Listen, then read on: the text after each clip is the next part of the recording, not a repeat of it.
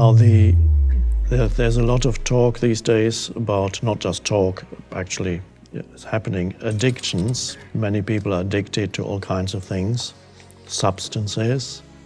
But one of the greatest addictions, or rather the greatest addiction,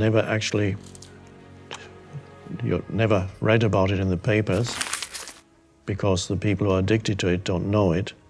It's the addiction to thinking. It's actually addictive.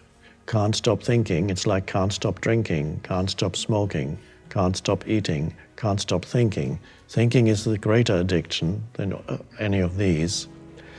And it's an addiction because it's been a drug, it's been around for so long, and it's a pseudo sense of self. So it's a great reluctance on the part of most people to let go of thinking, which is equated with the state of sleep. Thoughts can hurt. The recurring thoughts that press down on your days can feel solid, almost physical. They come back again and again, and it can seem as though they never want to leave. That is why so many people feel tired even when they have done nothing physical. The body may be resting, but the mind is still working, still repeating, still pulling old pain into the present moment. Often we don't know how to let them go, so we return to the comment that hurt us, to the judgment of family, to the feeling that we are never enough for someone else's expectations. In psychology, this is often described as repetitive negative thinking, rumination and worry, intrusive thoughts that tie you to the past or to the future. Those thoughts have become an addiction now. You truly feel they belong to you. This addiction creates a more distorted reality. Get aware of it. Recognize it. The first step is not to fight thought or force silence. It is to notice the pattern with honesty. Notice the sentence that keeps returning. Notice the story you repeat most often. Notice how quickly one thought becomes a mood and then a whole version of yourself. Noticing is where presence begins. It's the natural step into the power of now.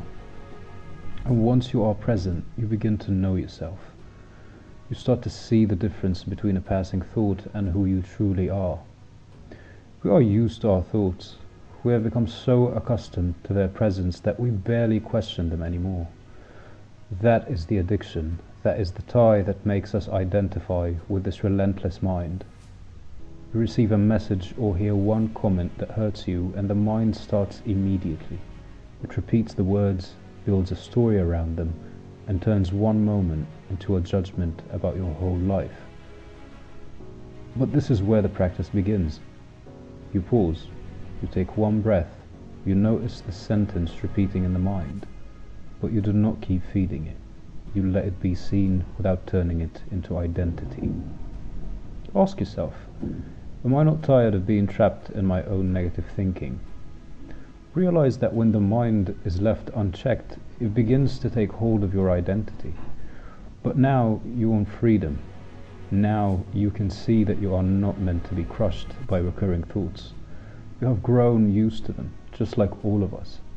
We have all lived with their presence for so long, but now you can learn to handle them differently, by pausing, by noticing them, and by observing them without judgment, as if they were far away, as if they did not truly belong to us.